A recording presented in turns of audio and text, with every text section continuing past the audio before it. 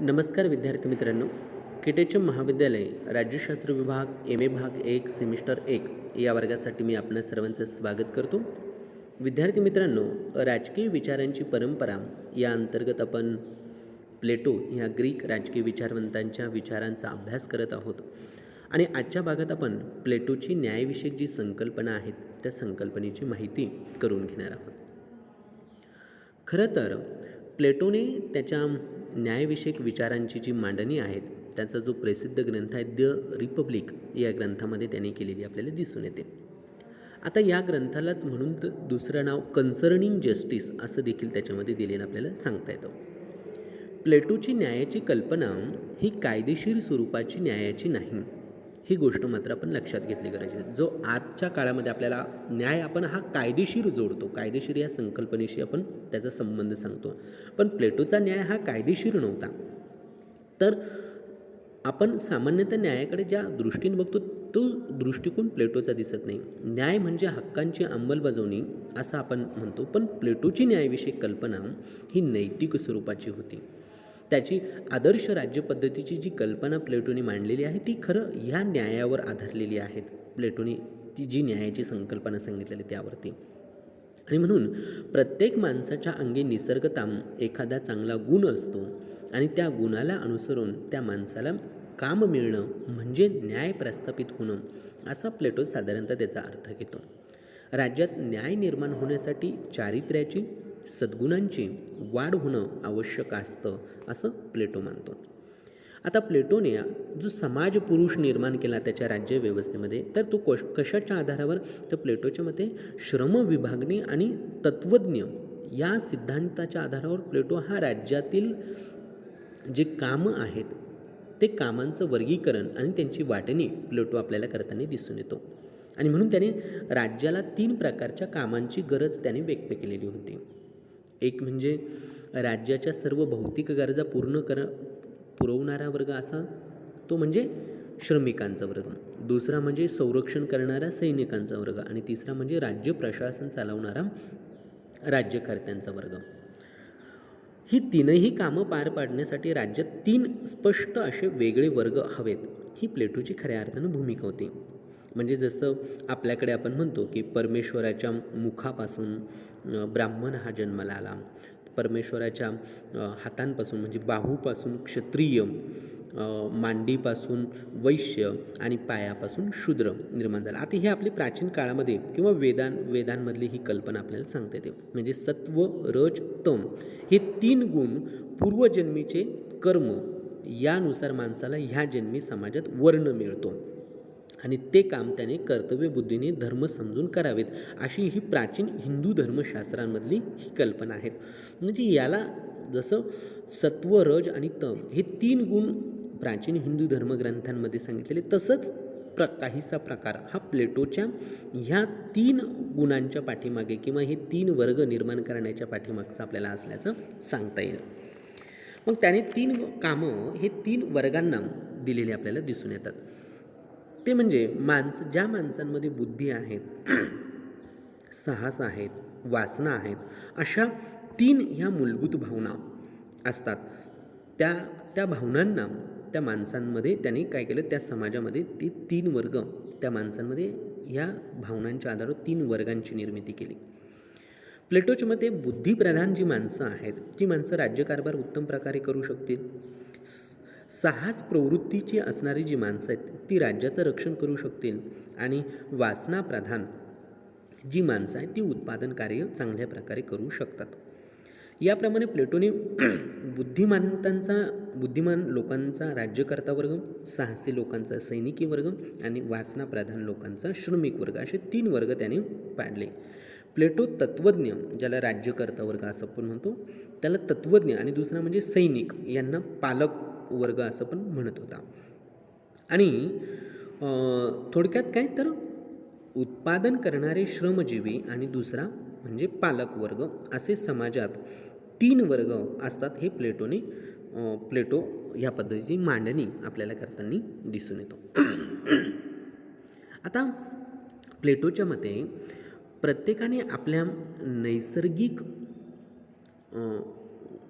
आपापल्या जे नैसर्गिक गुण असतात त्या नैसर्गिक गुणांचा उत्कर्ष साधावा, पण दुसऱ्याच्या कार्यक्षेत्रात मात्र हस्तक्षेप करू नये. कितीही श्रेष्ठ शेतकरी असला तरी त्याने सैनिक होण्याची किंवा राज्यकर्ता होण्याची आकांक्षा बाळगू नयेत.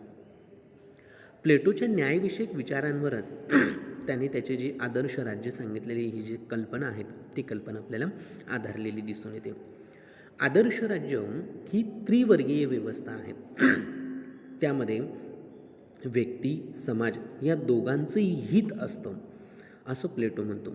स्वतःच्या गुणांनुसार काम मिळाल्यामुळे व्यक्तीला कामात सुख मिळतं आणि त्यामुळे व्यक्तीची कार्यक्षमता वाढते आणि त्यातच समाजाचं देखील हित साधलं जातं असं प्लेटोची धारणा होती. आणि म्हणून तर प्लेटो म्हणतो की काय, की प्रत्येक व्यक्तीला त्याचे जे नैसर्गिक गुण असतात त्या गुणांच्या आधारावर त्याला नेमून दिलेलं जे काम आहेत ते काम त्याने प्रामाणिक करायचं, दुसऱ्याच्या कार्यामध्ये हस्तक्षेप करायचं नाही, आणि अशी जी व्यवस्था असेल ती न्याय्यपूर्ण व्यवस्था असेल असं प्लेटो सांगतो. प्लेटो राज्यसंस्थेला व्यक्तीचा विस्तार मानतो, व्यक्तीचं विस्तारित रूप मानतो, कारण प्लेटोच्या मते राज्य हे अजस्र मानवाचं रूप आहे आणि न्याय म्हणजे ह्या राज्यरूपी शरीराचा एक प्रकारचा आत्मा असतो. म्हणजे प्लेटोची ही कल्पना बघा किती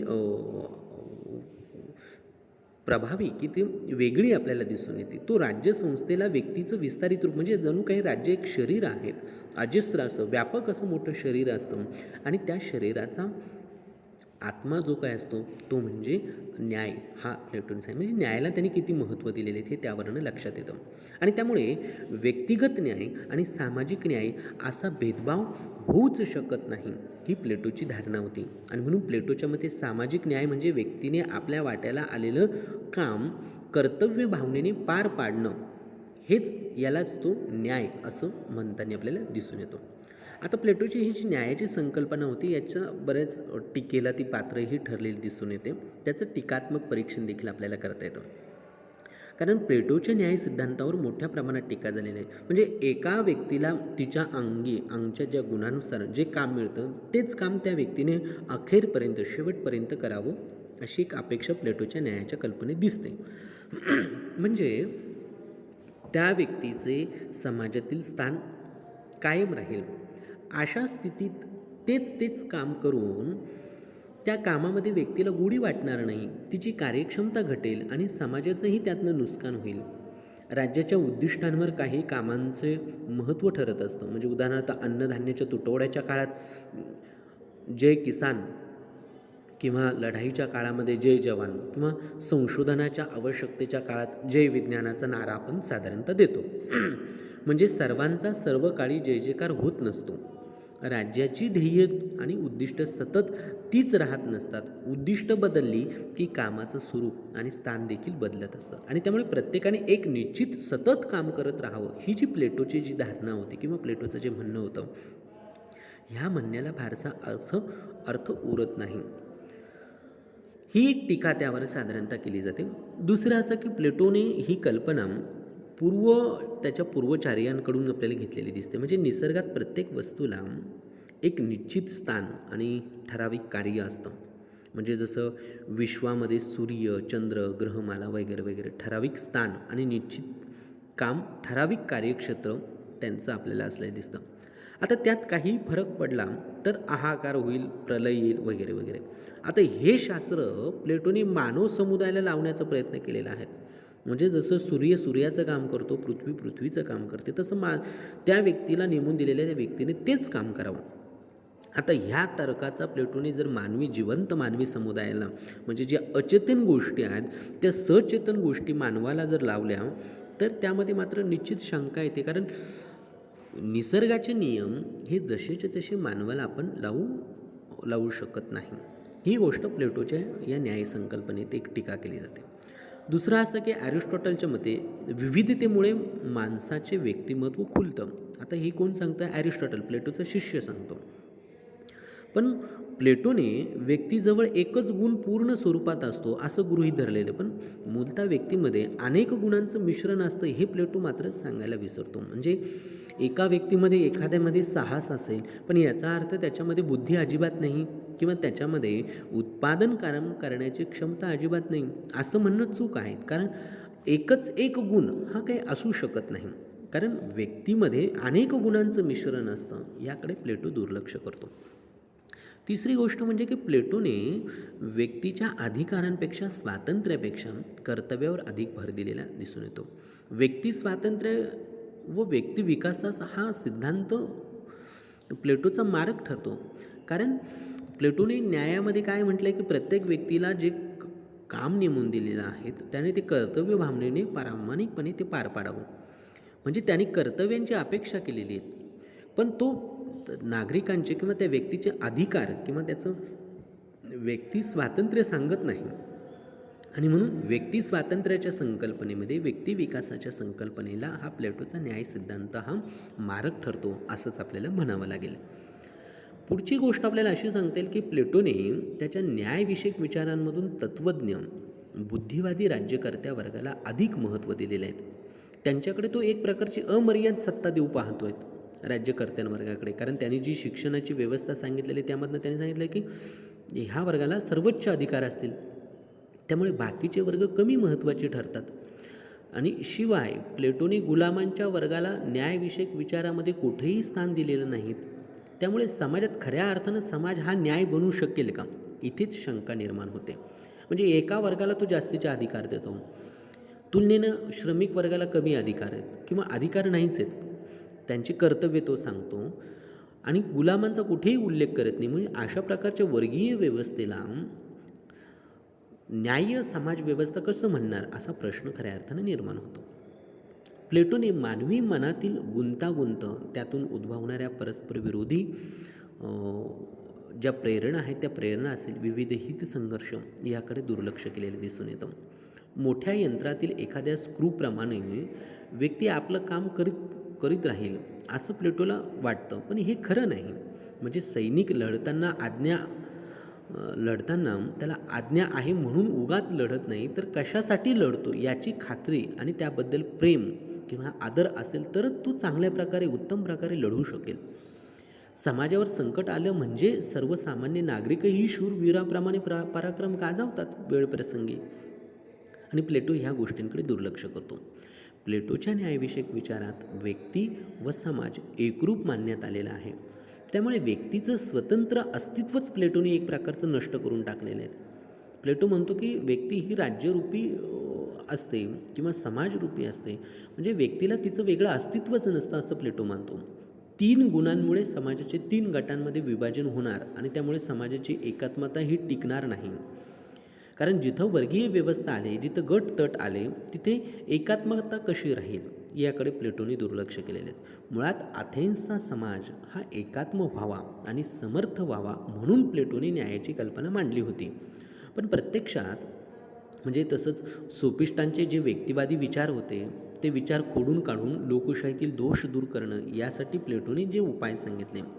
पण प्लेटोचे हे जे उपाय होते ते उपाय म्हणजे रोगापेक्षा त्याच्यावरचे उपाय हे जालिम ठरले आणि त्यामुळे यातून समाजाचे विभाजन दिसून येतं. प्लेटोच्या विचारात ही जी मोठी विसंगती आढळते ती विसंगती आधुनिक राज्याला ही कल्पना निरुपयोगी ठरेल हे त्याच्यातनं स्पष्ट होतं. म्हणून प्लेटोची न्यायाची कल्पना आधुनिक राज्याच्या न्यायाच्या कल्पनेशी जोडता येणार नाही. दुसरं एक गोष्ट आपल्याला याच्यातनं दिसून येते की ती म्हणजे एक वरिष्ठ वर्गीयांचं जे वर्चस्व प्लेटोने सांगितलेलं आहे. म्हणजे शहाणपणाचा जो मक्ता होता तो सर्वात वरिष्ठ वर्गाला प्लेटोने देतो. कारण शहाणपण हे त्यांच्याकडेच असतं, त्यांना समाजात सर्व सत्ता असावी असं प्लेटो मानतो. प्रत्येक व्यक्तीला कमी जास्त प्रमाणात बुद्धी असते हे मानायला प्लेटो तयार नव्हता. श्रमिकांनी ते आपल्या क्षेत्रात कितीही कर्तबगार असले तरी राजकीय बाबतीत त्यांनी फक्त आज्ञापालनच करावं. त्यांना चर्चा करण्याचा, प्रशासनात भाग घेण्याचा अधिकार नाही. त्यांनी फक्त श्रम करून समाजाच्या भौतिक गरजा भागवाव्यात आणि राजकीय निर्णय तत्त्वज्ञ वर्गाकडे सोपवावे. तसेच सैनिकांनी फक्त संरक्षणाचे काम करावे, लढता मारावे, पण निर्णय मात्र तत्त्वज्ञच घेतील. ही प्लेटोची भूमिका दिसते. प्लेटोच्या या सिद्धांतातून शारीरिक श्रमाबद्दल एक प्रकारची तुच्छता निर्माण केलेली दिसते. तो म्हणतो की राज्य चालवणे हे बुद्धीचं काम आहे, म्हणून राज्यकर्ता तत्त्वज्ञ असला पाहिजे.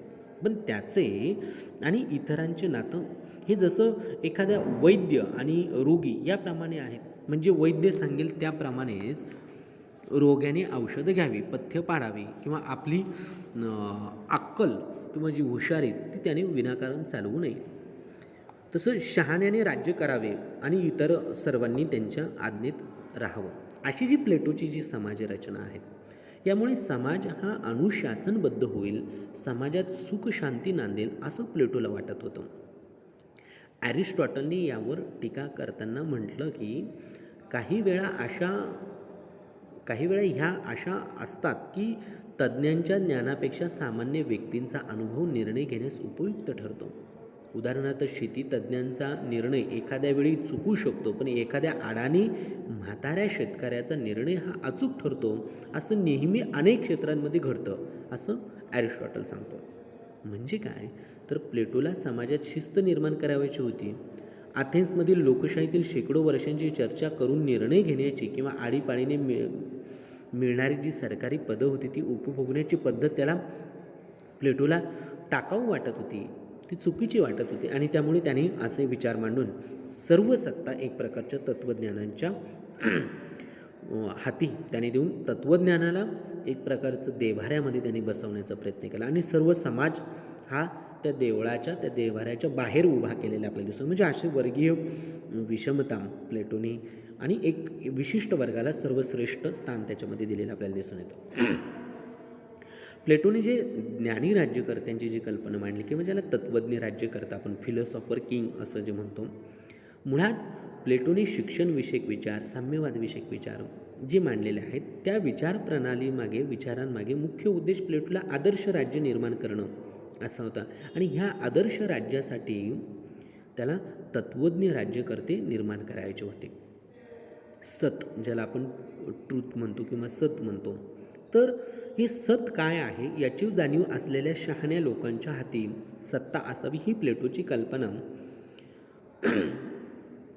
अद्याप लोकांच्या मनावर आपल्याला प्रभाव गाजवताना दिसते. म्हणजे सध्या भारतामध्ये कोणीतरी राष्ट्रीय सरकार किंवा त्याला शहाण्यांचं सरकार अशी कल्पना मांडतं. म्हणजे लोकशाही सरकारांनी केलेल्या चुकांमुळे वैतागलेली जनता काय म्हणते की बुद्धिमंतांचं सरकार ही कल्पना आपल्याला अलीकडे उचलून धरलेली दिसून येते.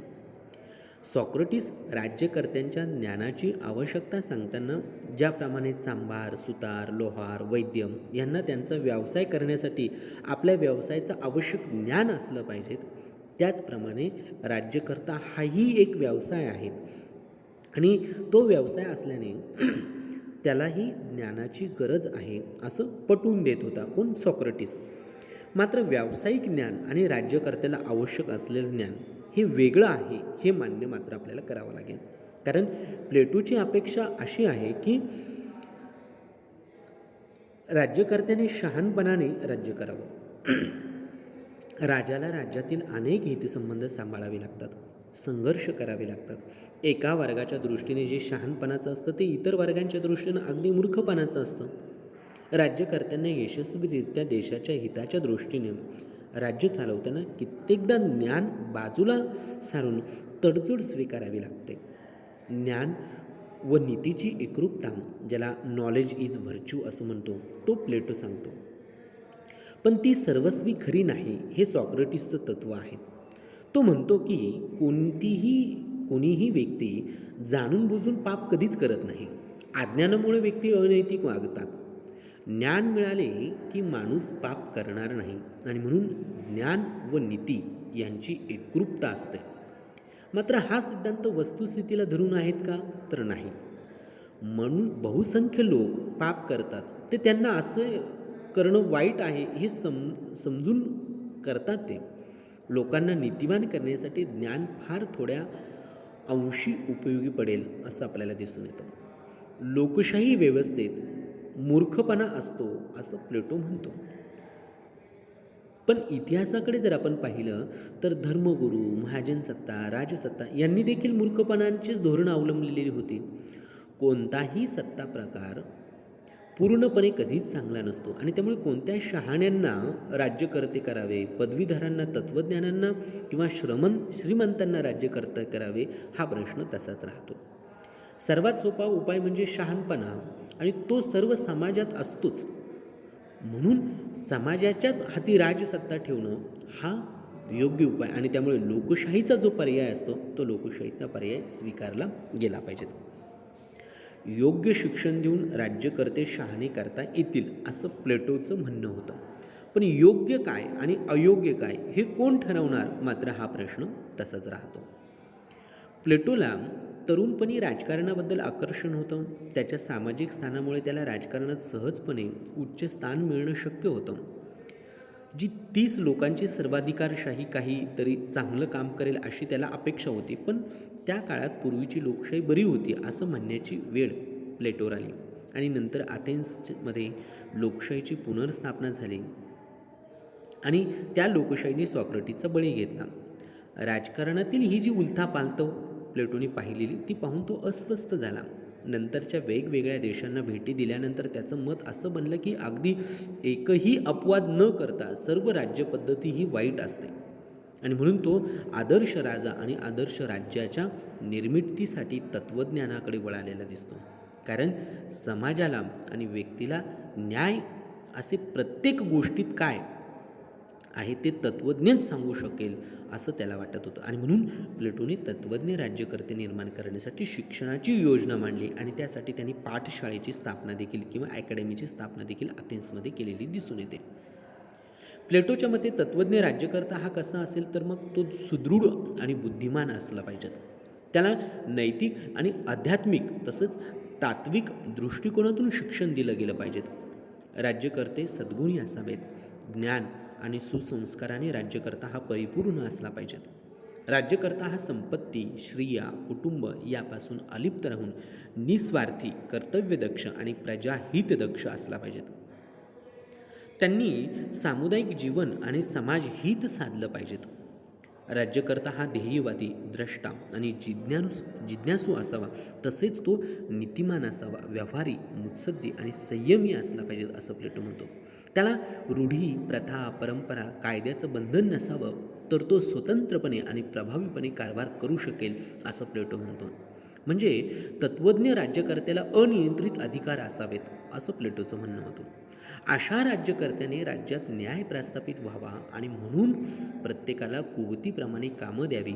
राज्यातील शिक्षण पद्धतीवर नियंत्रण ठेवावं. नगर राज्यांची लोकसंख्या माफक असावी याकडं राज्यकर्त्यांनी लक्ष द्यावं.